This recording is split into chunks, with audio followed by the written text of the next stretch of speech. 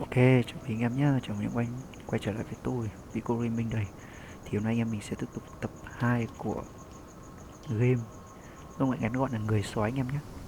Tên dài mà đọc không hết được.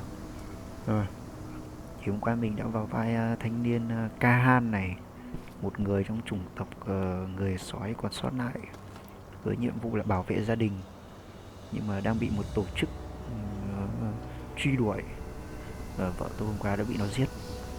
Tôi khá thú nên tôi cũng đập được vài thằng. Hôm nay mình sẽ tiếp tục cuộc hành trình bảo vệ giống loài và báo thù là đi xuống đây. The cairn is in a bad way.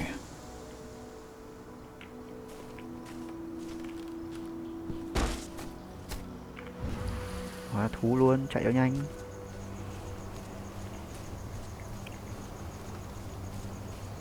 Ui, ui. Series? What? How? She was in the back, tending to the wounded. Ui, bà It's all già my vãi fault. nồi á. They had a sniper. I just couldn't take him out in time. Ô, nói chuyện gì đấy? Thân rừng à? It has been many a year since I last felt your presence, warrior of Gaia. It's been nearly as long since anyone called me that. Your cairn needs you, and the wild has need of your protection. The Eater of Souls is fighting with all his might to take control of it. And he is winning. The corruption takes many forms, but the effects are always the same. You must help us fight back.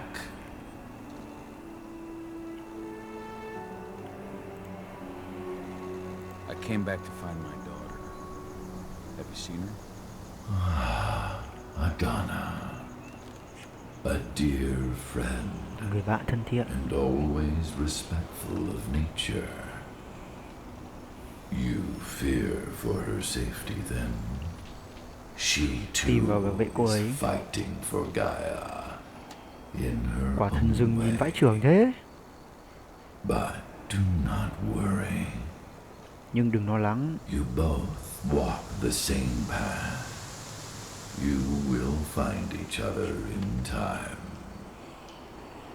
To fight your battles, you will need power.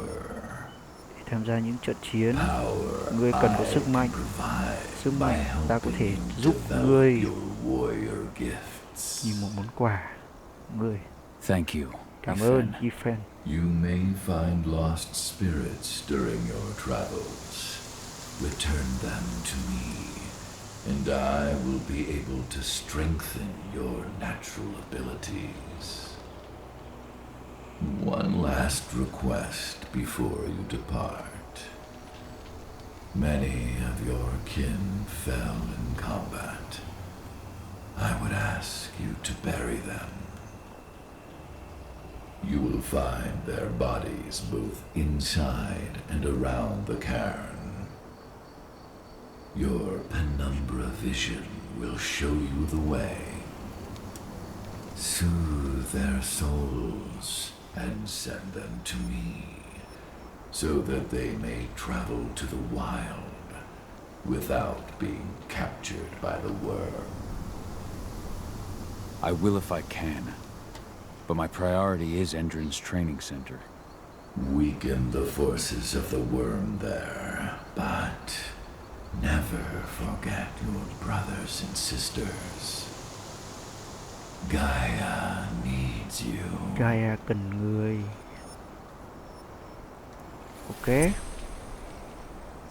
Ngon. Skin lên thôi.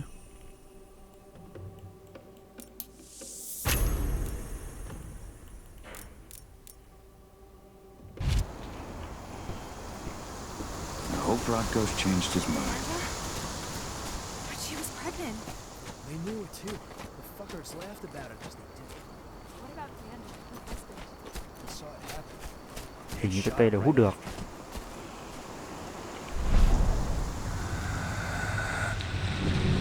Đấy, hút ngay mà.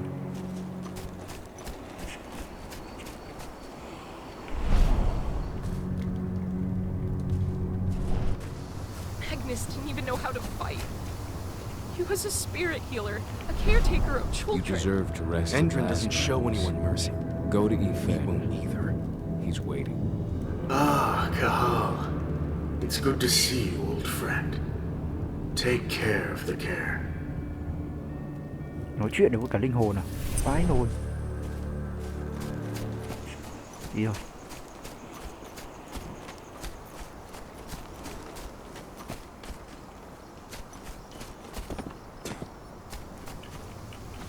Sao hết đường thì sao mà phải đi nhảy khổ thế?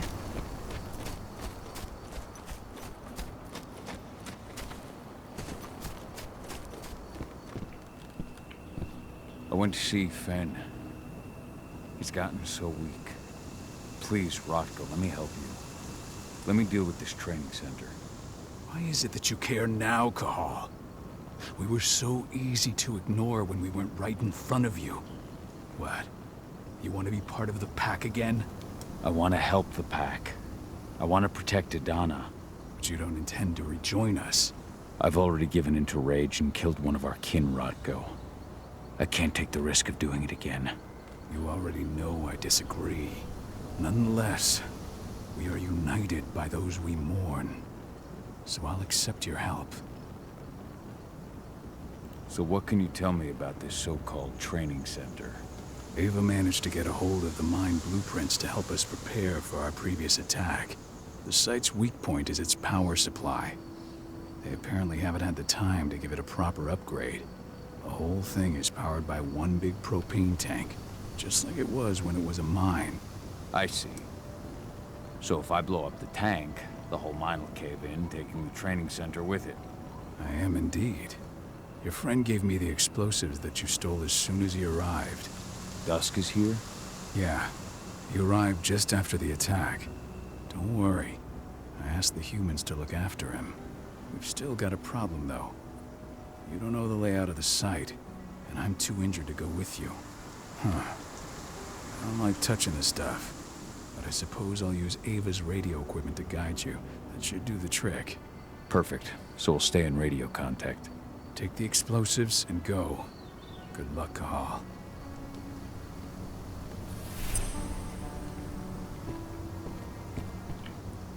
I'll make good use of that. Dusk, my friend. I owe you one.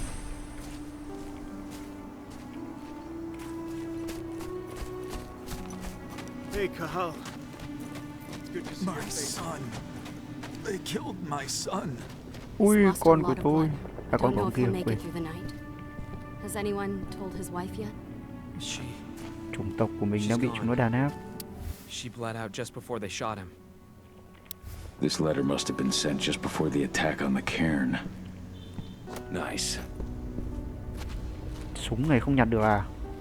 Lấy máu đi. Còn đồ đạc đầy đủ luôn. This is only a few months old. Đi nào.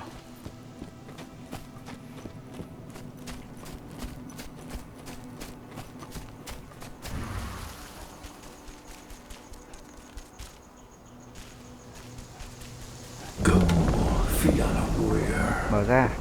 and survive. Ui, người của mình chiến đấu chết nhiều quá. If any of those assholes show themselves, just fire. Do not hesitate. Iron Wind. Your struggle is over. Ethan is waiting for you. Đây là linh hồn. Cahal, keep fighting. Protect the cairn for me.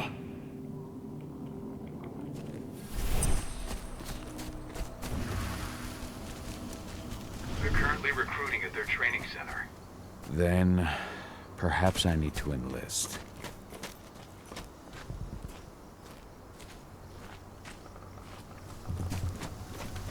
You hear the internal motto around here? Insamaret Kahan. Có thể cái gì?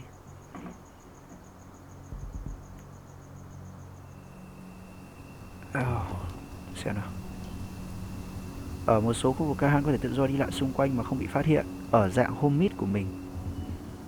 Ồ. The cost of the fine is always less than the cost of compliance. Bingo.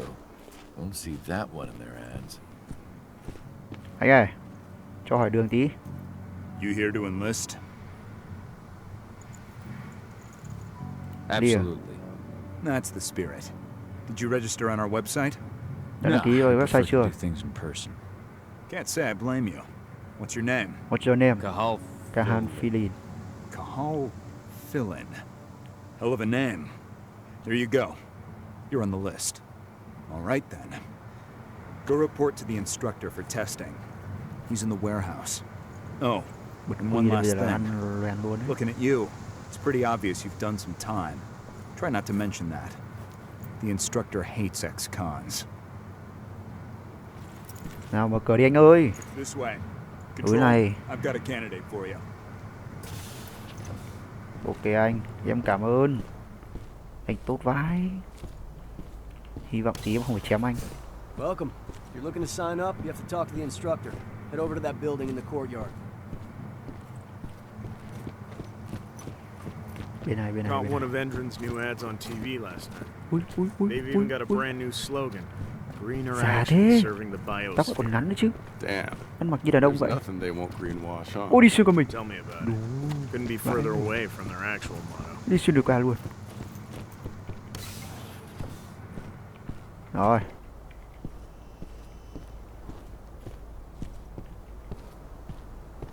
Điều đây chăng?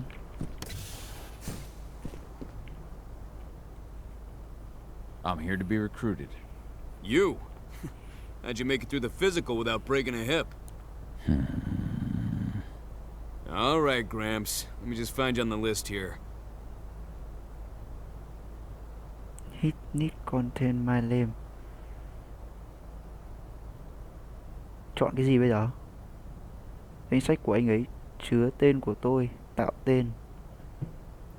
Chứa tên đi xem Signed nào. up at the entrance. Cahal Philin. Ah, right. Đúng. Here you are. Anh ở đây. Let's get down to business. Bây giờ Ready thì for the đưa danh interview? sách đây.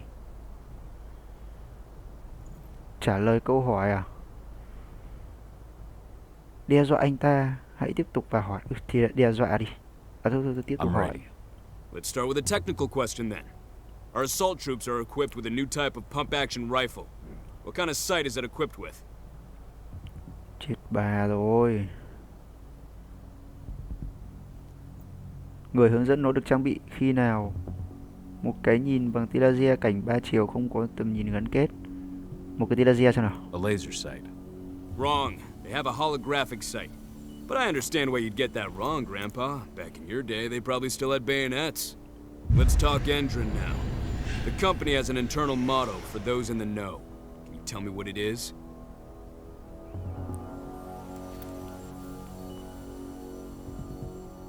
Công ty có phương châm nội bộ dành cho những người biết.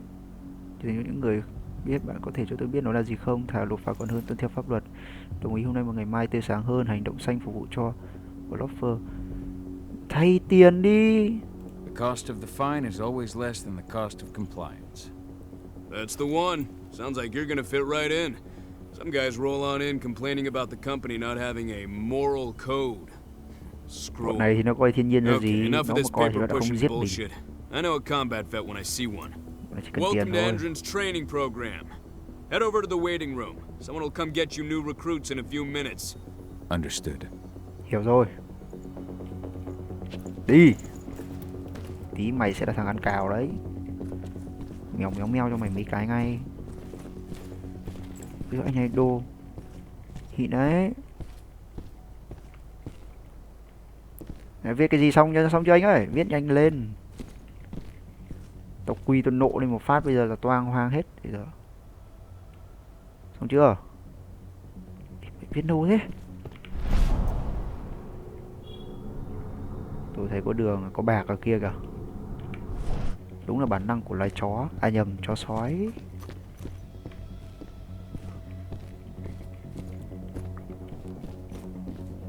So you managed to get through their test just like that.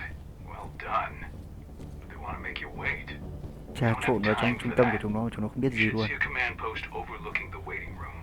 You'll have a computer inside and a service door leading into the mine. That computer will allow you to open the service door and cut communications with the lower floor. And the people here won't know what's going on in the training center.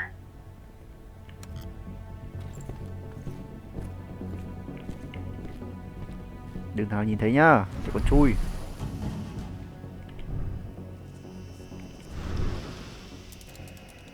Đo mở.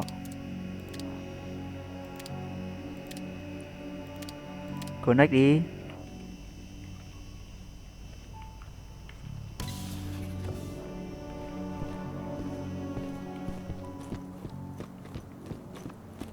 Save rồi.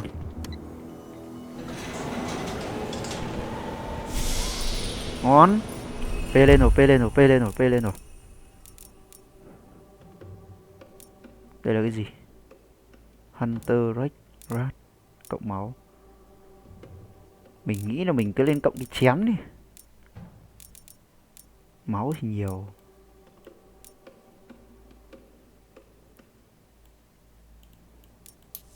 Từ từ đã. Cái đây là gặm này. Heavy này là cái gì? Biến thú này. Combat vẫn là cộng, vẫn ngon hơn.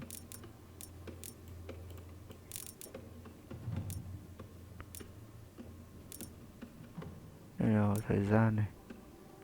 Gầm à?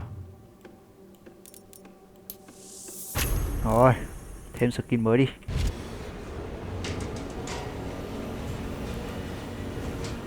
Game này đúng kiểu BS chuẩn luôn, bác cho skin.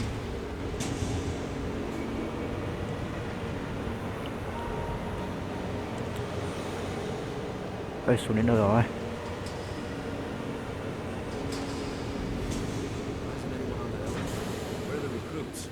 I'll go see what's happening.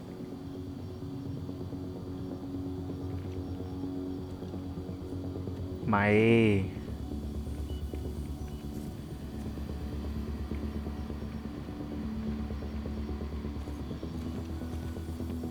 lẩn nhanh lắm. Tôi lẩn nhanh lắm. 3 thằng này tuổi ri. Ôi dồi.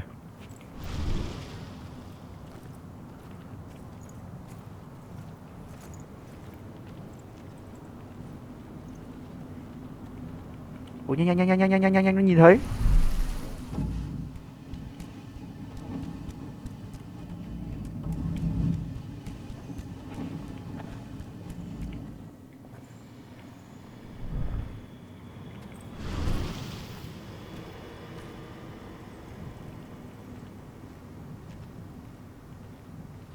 Lên.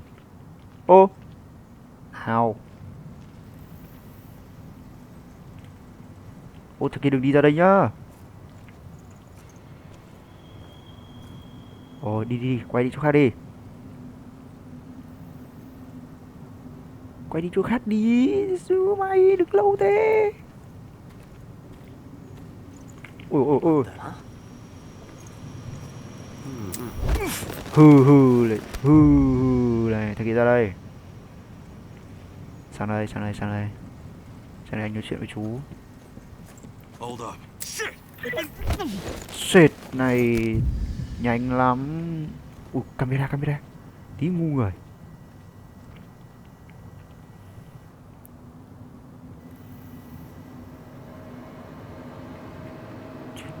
Camera quay sang đây à? Loèn rồi, phải sang kia ngồi chứ nị, ngồi đây ngu người rồi.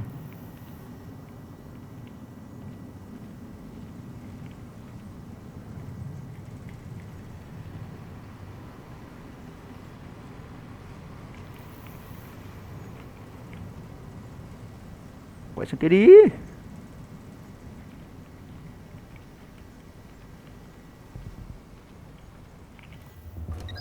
Ngon, vào được rồi.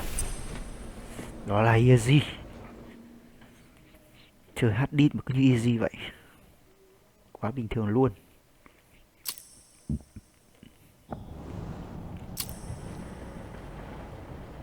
Enroll. Ở đây trường bắn, phòng tập bắn. Chúng mày có bắn hay đến đâu làm sao tránh khỏi anh. Một hit thôi. I'm in the mine. The propane tank's at the center of the site. There should be a service door that leads there. Có thằng được đây nhá. Bonus for anyone who brings back one of their leaders' heads. Damn. Cross your fingers we're gonna be part of the team for the next attack. Từ thằng áo trắng đi đã. Tôi sẽ khử thằng này. Mày này. Thằng áo trắng này. Chết mẹ. Chúng nó nhìn rồi.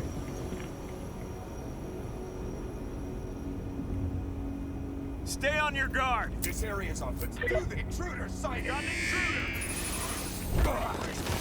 Ôi, đông thế. Này. Ulti luôn.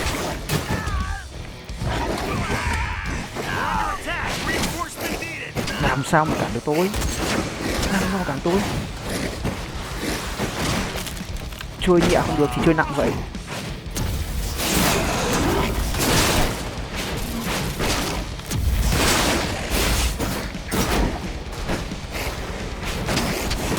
Ây da, bắn ra.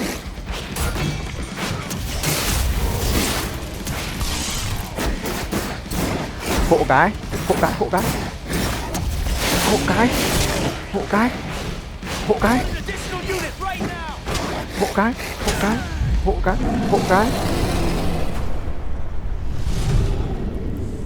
Phải để anh mày hóa thú. Uống nước đây. Máu nhiều mà. Cứ phải lén lút cày quá, hóa thú đâm hết. Mình bá mà. Gì vậy? Now we're talking. Lấy máu luôn. Lên.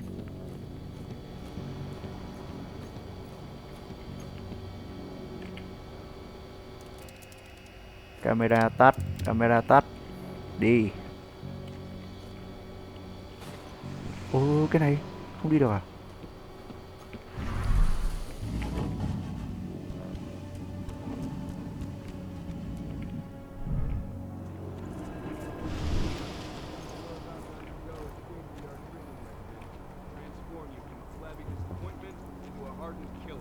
Ui.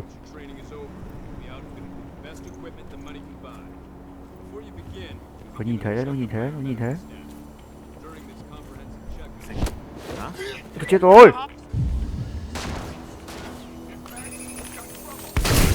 Ôi trời rồi. Ulti.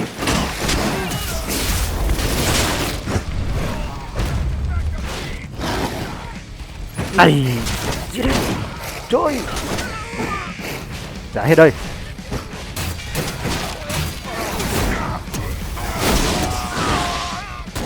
Đã hết đây.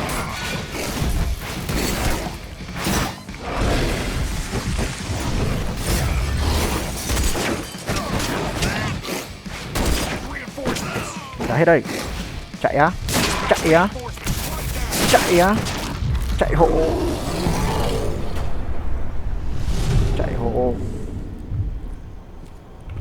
Máu nhiều mà.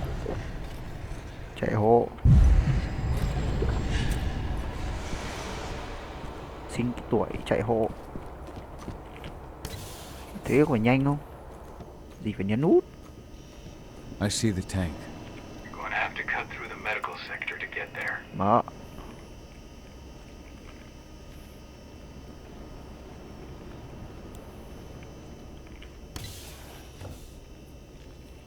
They're injecting something into their recruits. We're aware. Endron's soldiers reek of the worm. We've been trying for weeks to figure out just what's in that serum of theirs.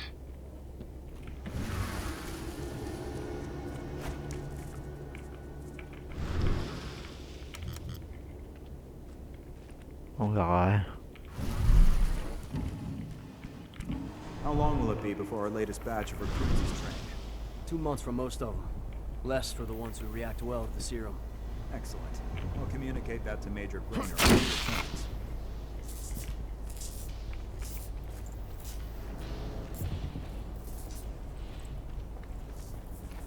Ai ôi.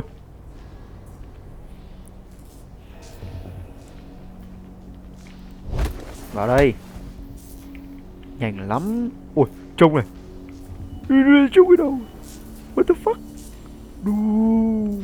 Quả bẻ cổ thâm thế là rồi. Trông cổ anh gãy này. Khổ vãi trường luôn. Đèn lắm anh ơi.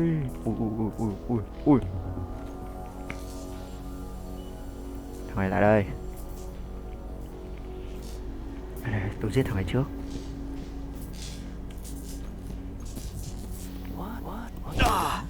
Sound the alarm. Lại đây. Be ready for anything. What? Don't let them get intruders. Ui. Ai.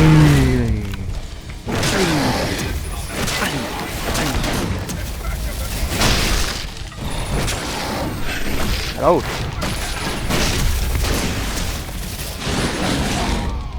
Ui giời.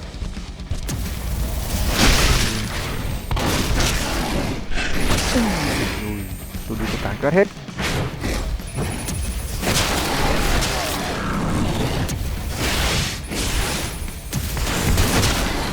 Càn quét hết. Một hit. Dầm ma thằng lính này khổ. Nó làm mình không còn tí máu nào để mà ulti nhá.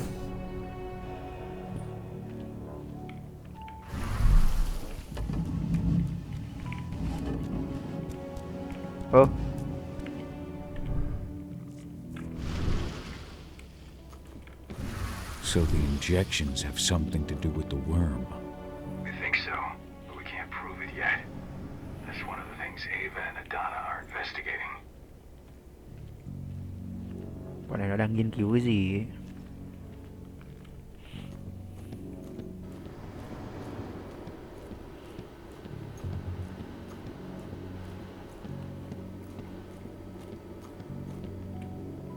Hay, có máu rồi. That takes the edge off.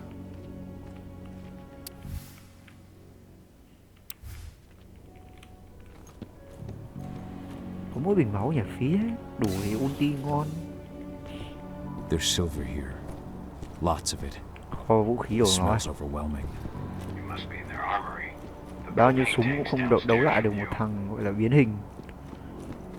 Phá thú phát ghê gớm thật. Cháy. À đủ, ăn ren rồi. Xong rồi. 10 máy cưa. Hộ cái. Ấy giời.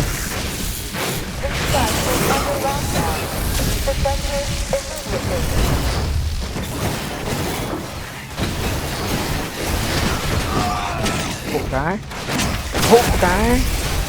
Dispatch a backup. Send reinforcements. Làm sao? À thế đâu sao mà.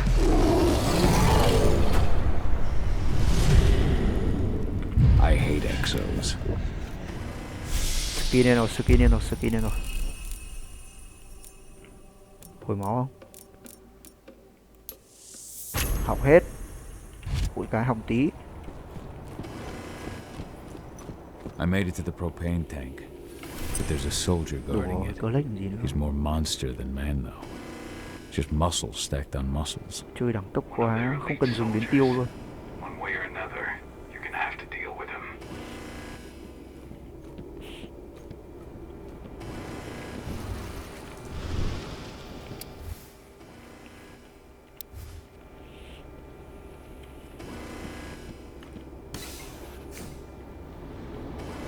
Security's detected an intruder, but he's not going anywhere now that we got the site locked down.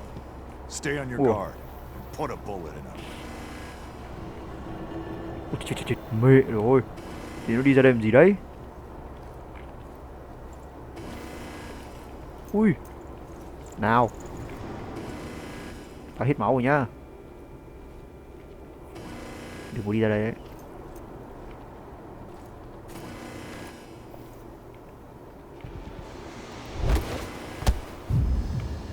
Thêm được một cục.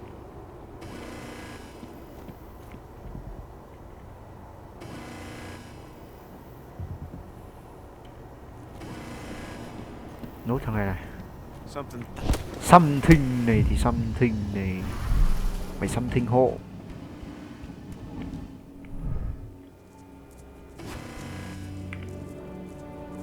À đúng, đường cũ à? Không, đường mới mà. Đường mới mà, đúng rồi, tắt cam.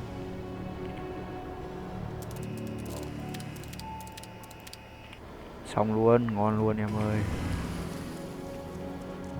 Giờ cam với chúng tôi làm sao ăn thua nữa. Mà cùng lắm thì tôi bật ulti nó chấm hết. Game nó lại là dễ. Chứ hát deep mà thế này dễ quá.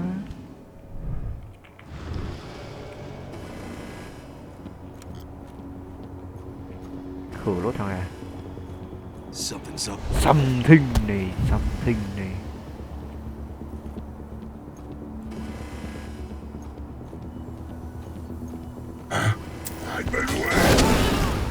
Mày trả ra đi.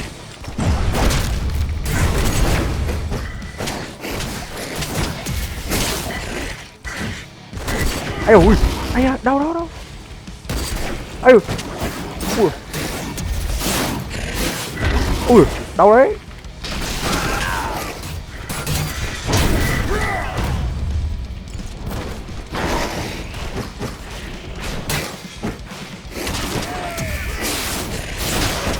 Làm sao? Hồi máu xong rồi. Hồi máu xong rồi thì cũng ngay tuổi. 9 cái tuổi.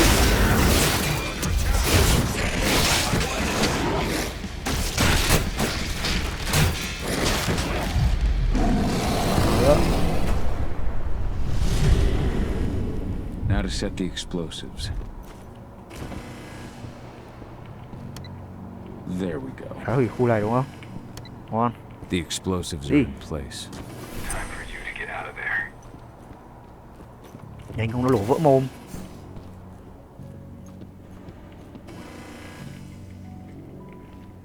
Tôi đặt xong bom à?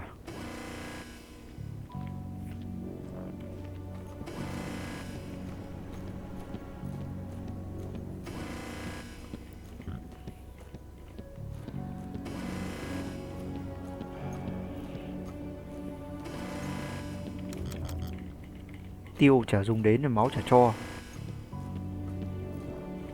Mình tôi quẩy banh nóc cái khu này.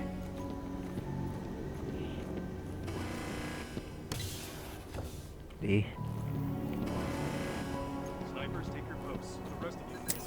Ôi chịp mày xong rồi.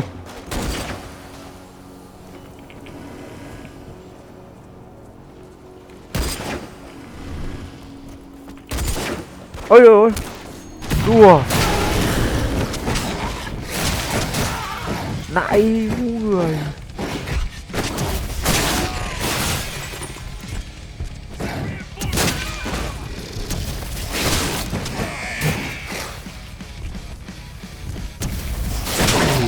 Một hit.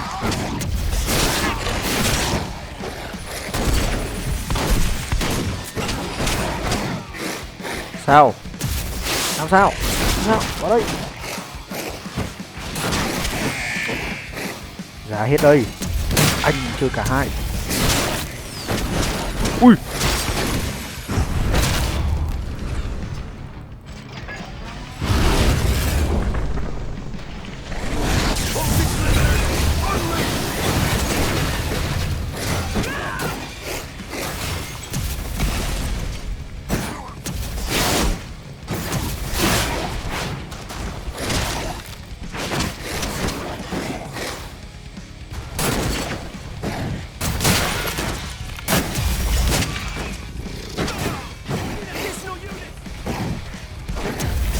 Ui.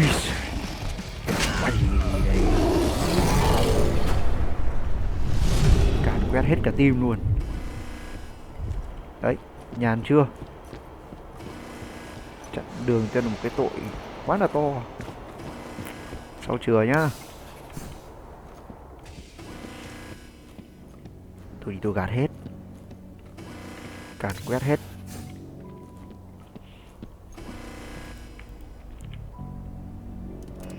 Ui, giờ ông đi tất cam rồi còn làm gì nữa.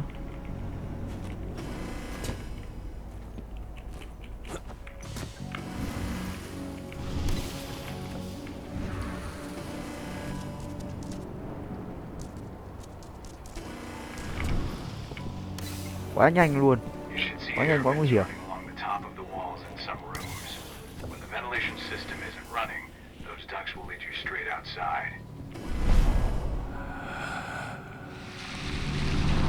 Đi. Đấy, quên mất từ nãy giờ không để ý. Có cái cây.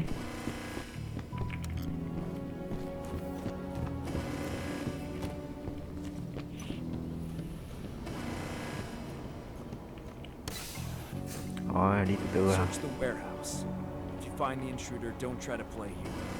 Đi đường sau này. Cây nữa kìa.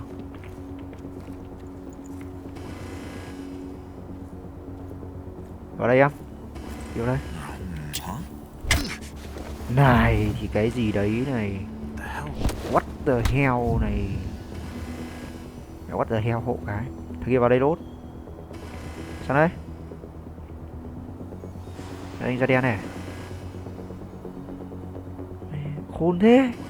Nó không sang luôn. À đây sang đây. Vừa khen nó khôn xong.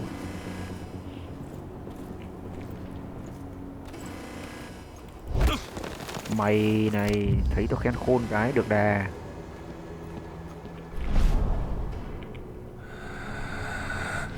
Hít cây cỏ lá rừng. Hít cần. Anh hít cần. Lên máu đi.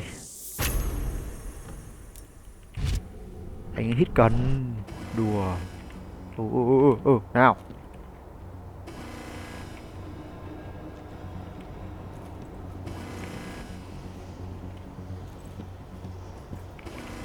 Úi dồi ôi. Tí toang.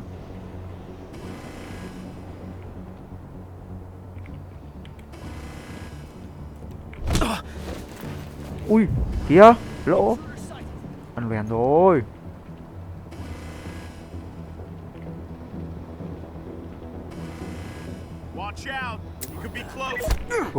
Gọi người. Gọi ra đây.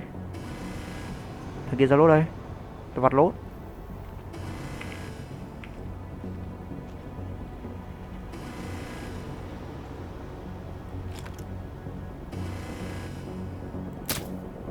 Trời ơi. Kỹ năng ám sát thành thần luôn. Còn ai nữa đâu phải ngán. Mở. Vào. Thơm chưa? Về cả có đỏ mắt. Không còn được tôi đâu. Đẳng cấp lắm. The flamethrower exos have just cleared testing. Just got the green light for their deployment. Good. Keep it up. Đường bữa vậy. Trời. Ui, từ từ. Bọn này đang nắp ráp robot để nó chơi lại mình ấy. Rồi. Xong rồi.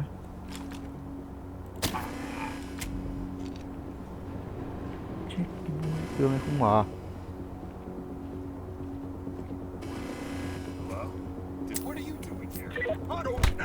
Gọi người này, ôi thì đông quá, xong rồi.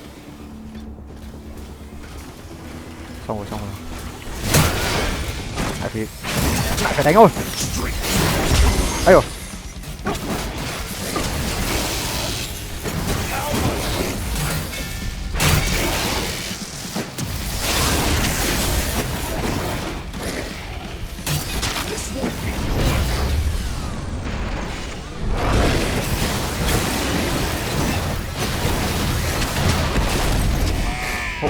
Hộ cái. Có máu. Ui, đúng.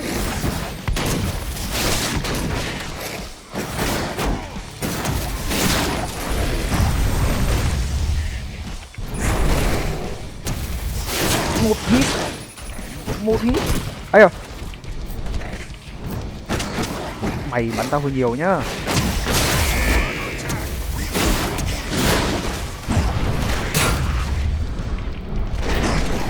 Ui đông thế. Nào nào. Ấy ôi. Ui bắt đầu đông ấy.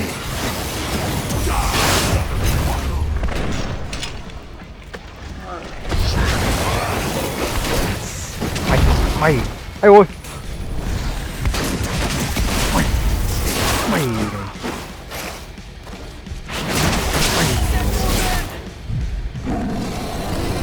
Đấy bọn đánh kinh nhỉ. Càng ngày càng đông càng khó chơi. Thằng này. Mày. Ngồi đấy mà có do. Đá cho mình một cái bây giờ láo. Thấy anh hiền nó lạt. Mình đi hay như thế rồi bị lộ. Xem nào. Hay đây. Mở.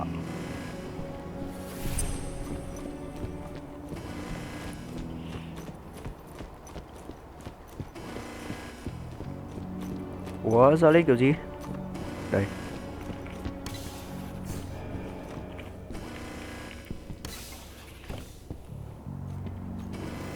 Trên kia cơ mà. Nào. Đường này mới đúng chứ? Đây. I'm almost at the control room. Steel yourself. Cutting the ventilation won't go unnoticed.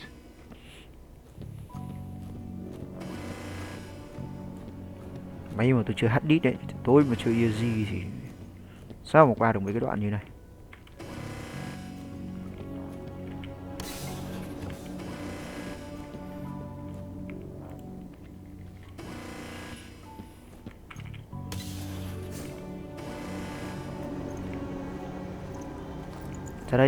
Ra gần đây. Thằng nào. Nghe nó không chịu ra đây. À, hỏng điện này sửa đi. Rồi. Ra đây kiểm tra đi. Mày không ra thì tao ra chỗ mày. Ui kìa nó nhìn thấy đấy. Làm gì có ai, không có ai đâu, đừng sợ em ơi, không có ai đâu. Đúng rồi. Over here. Chỉ mày rồi. Ulti.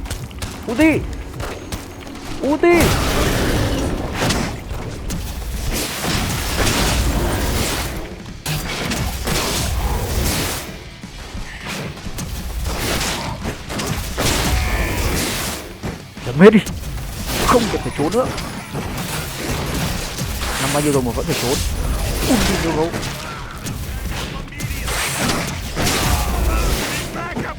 Bách up còn lâu. Mày đi à. Ây ôi.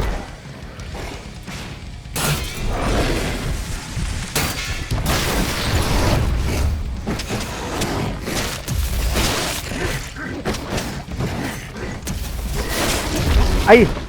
Đậu đấy. Không có ai. Đậu đấy.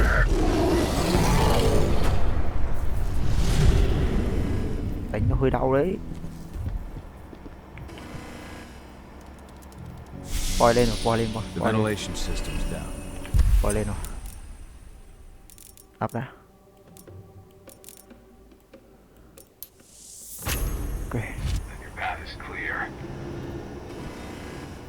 Không có tí cần nào để hút à? Cần cỏ đâu hết rồi. Vẫn vờ nào.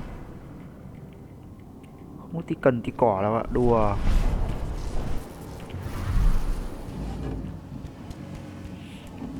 Cần cỏ đâu hết rồi.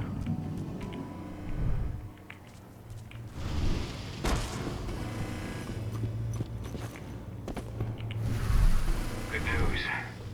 Ava's just arrived back at the cairn and brought your daughter with her. Ôi mình nó chui ở trong này đâu đấy này. Đi.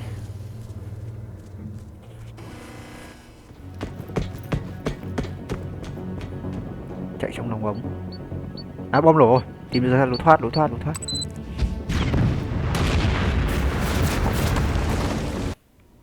Ngon. Phá hủy được trụ sở của nó rồi. Thơm vãi. Em thấy đánh hay không? Đỉnh vãi nồi luôn. I imagine you'd like to see your daughter before anything else. She'll be in Ava's quarters, I'm sure. Hack hộ cái cửa cái.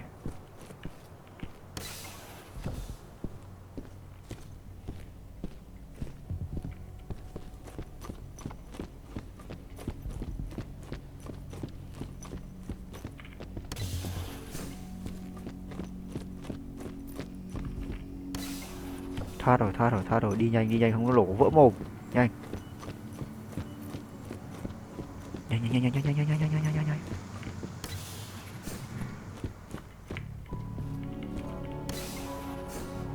Giờ dạ không có thằng nào nhỉ?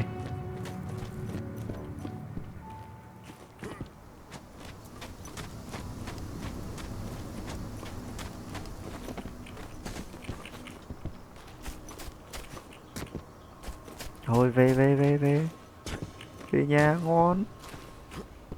Ui, game là dễ cái gì đấy? Ôi đây, lương. Đốt lửa lương thịt không gọi tao về ăn à? Hả? Gọi ăn mảnh nhá. Để gặp lão kia sao nhỉ? I just can't get my head around the fact that we just... There's still a long way to go. But life's picking up again in the cairn. Ludmilla, I hope you can see this, wherever you are. Nobody here, but our computer's on.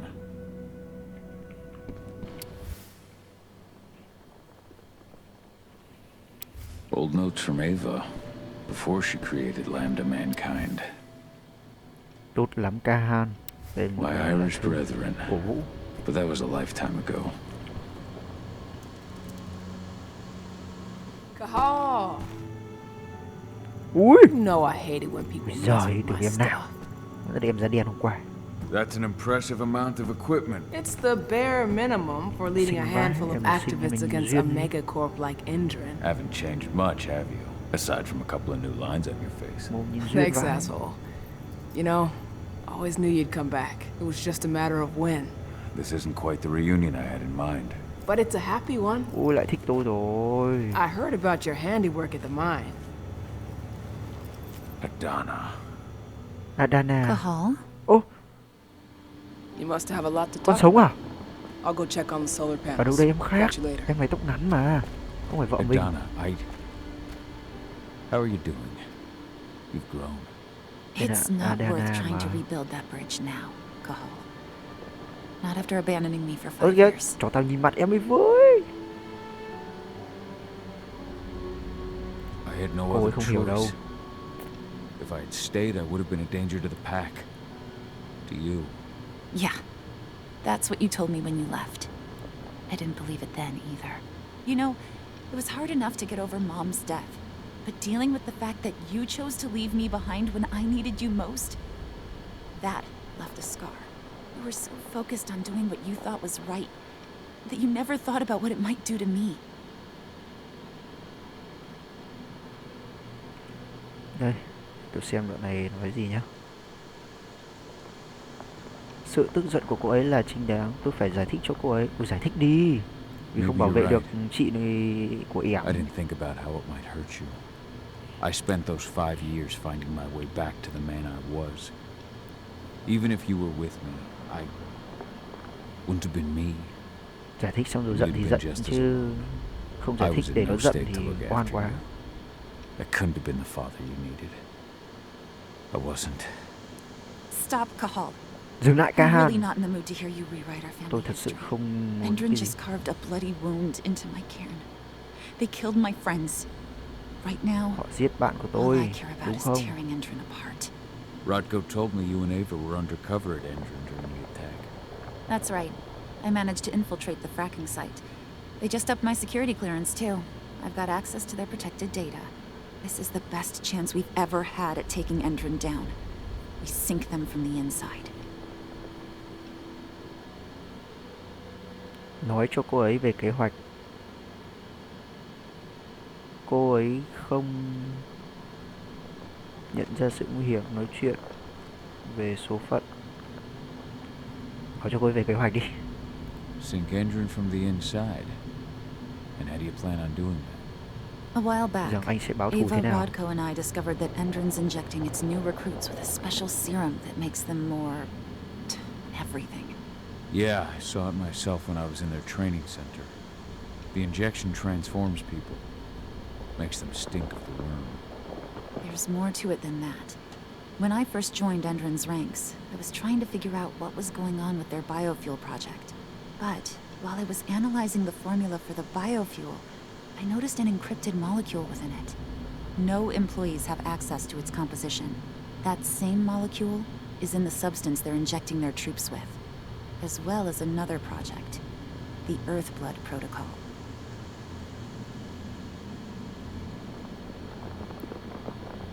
Nói về giao thức Earthblood, nói về phân tử Enron. Nói về giao thức xem nào. The Earthblood protocol. Định mệnh chọn thế nên nó nói cả hai ạ. Nghe thế cũng phải hỏi. But that can wait until after we figure out what this mystery molecule actually is. Once we figure out what that mystery molecule really is, we'll know what they're pumping their soldiers with, and their plans for this biofuel. Then we'll leak that info to everyone who'll listen, block the biofuel's launch, and hopefully put the final nail in Endron's coffin. Thing is, right now the encryption they're using on their data is impossible to break. That's why we came back. We wanted to tell Rodko how we were stuck and figure out what to do from here. Yeah, I read Ava's letter to Rodko. How can I help? If you want to help, go meet with Ava. She and Rodko will be figuring out our next steps. All right, I'll go check in with her and then have a talk with Rodko. Any idea where I'll find her? By our solar panels. If you've got any other questions, you'll find me with the rest of the pack. They need me. Họ cần tôi. Ok, cần em thì em cứ đi đi. Thì em cứ đi đi, em cứ đi đi và đừng ngẫm nghĩ. Xem nào. Ôi, trông cũng giống vợ mình ấy chứ. Mượt đấy chứ. Đứng lại em ơi. Ra chỗ sáng sáng xem nào.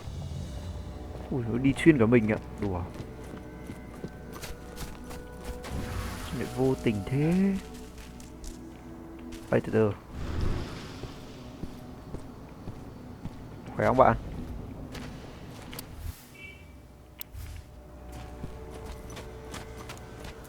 Okay. How you doing, big guy? Figured I'd get out of the way, let you catch up with 80. Though, from the look on your face, it doesn't look like it went well. Confred, avoid the subject. Sưng, tránh chủ đề. Tránh chủ đề đi, lé đi. That's between me and Adana. I wasn't expecting her to welcome me Chuyện tình back cảm with của anh open cô arms. hỏi làm gì? Still. If you ever want to talk about it, you know where to find me. We'll see. Thanks. Adana told me about your mission to infiltrate the fracking site. Yeah, about that. We're currently at a roadblock. Endron's data encryption is uncrackable. So she said. Our only way to get our hands on that data is to take it directly from the server in their lab, but surveillance is tight. Even Adana couldn't get in there without being caught. And I don't think I could create a big enough distraction to draw their security's eyes away. Tosco must have been. Tosco hẳn không thể dễ thuyết phục cô ấy có nhân loại Lambda của cô ấy. Cô ấy có nhân loại Lambda của cô What ấy. about your lambda mankind? I feel like they'd be distraction enough. That's not happening. If we staged a full-on attack, they'd lock down the whole site, lab servers included. This is a job for a scalpel, not a chainsaw. Gotta keep our operation lean. Sounds like you've got something in mind. If we want to draw security's attention, we have to hit them hard. Blowing up the refinery should do the trick. But that's not happening until we can get into the fracking site. That's step one. The site is protected by an electric fence and a myriad of cameras, all of which are powered by the dam Endron acquired when it bought the site. Now, if someone could get into the dam and connect me to their network, I could access their system discreetly. Allowing you to cut the power to their defenses without their notice. Exactly. We can worry about the fracking site after that. Okay. I'll go talk to Rotko to see how he wants to make up the teams. Thanks, Gahal. It's good to have you back. But if you don't mind, I'd like to take a few moments for myself. Lost some friends during the attack. Don't worry. Take all the time you need.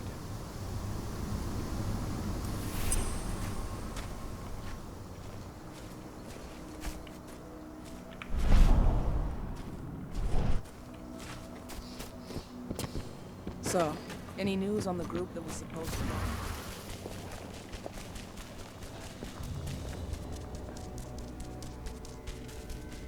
Đoạn này giờ phá thú được lâu thế, mới được mỗi tí. Rồi.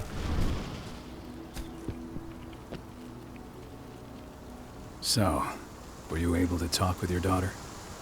Nói chuyện gì với con gái tôi? Ồ, con gái ông à? Con gái ông giận tôi, nên là nói với tôi về kế hoạch của họ. As you might imagine, there's still a lot of tension there. Between the attack on the cairn and your sudden return, she's going through a lot right now. Give her time. Ava said the same thing. I hope you're both right.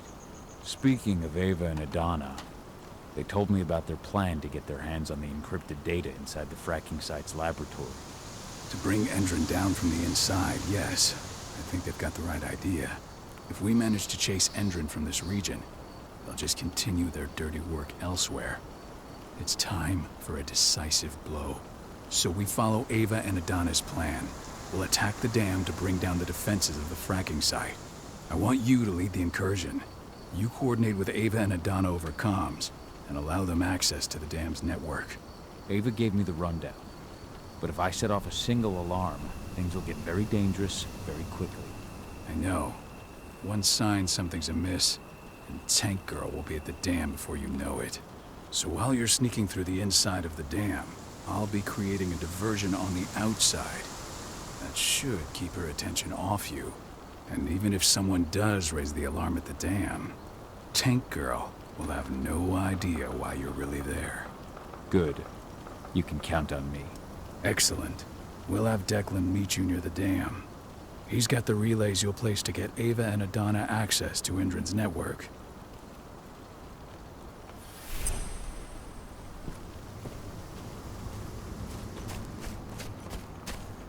Ok anh em, hôm nay mình chơi đến đây thôi em nhé. Ở tập sau thì chúng ta sẽ cùng tiếp tục cuộc hành trình bảo vệ giống loài của Kahan, một trong những anh người soái gọi là chất nhất game này, và để cùng tiếp tục kế hoạch chống lại những kẻ muốn hãm hại giống loài mình. Ok, cảm ơn anh em rất nhiều nha. Nếu anh em thấy hay thì hãy like, đăng ký và ủng hộ mình một subscribe nha. Cảm ơn rất nhiều và hẹn gặp lại anh em ở những tập sau. Bye bye, see you again. Hôm nay vừa mưa vừa lại anh em ạ. Tầm này mà có gấu ôm nằm xem YouTube thì còn gì bằng nhỉ. Mỗi tội là méo có gấu, tôi cũng méo có gấu, buồn vãi nồi thì mới đau chứ, để hit nốt tí cần này xem nào. Đấy, tăng rồi đấy, nhưng mà chưa đủ. Rồi, hôm nay mình đến đây thôi. Bye bye nhá, bye bye.